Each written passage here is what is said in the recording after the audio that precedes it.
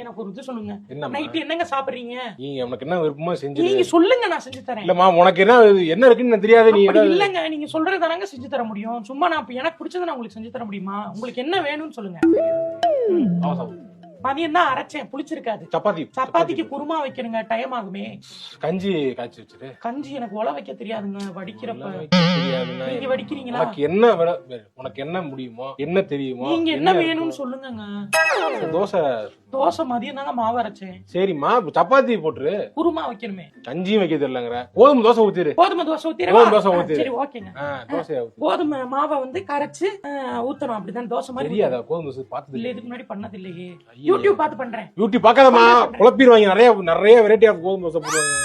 உனக்கு என்ன முடியுமோ செய்யுமா, நீ செய். உனக்கு என்ன ஏதாவது செய். என்ன வேணும்னு சொல்லுங்க. உங்களை நான் போட்டு கஷ்டப்படுத்த கூடாது. பேசாம மேகி சாப்பிடுறீங்களா? சரி மேகி போய் வாங்கிட்டு வந்துருங்க.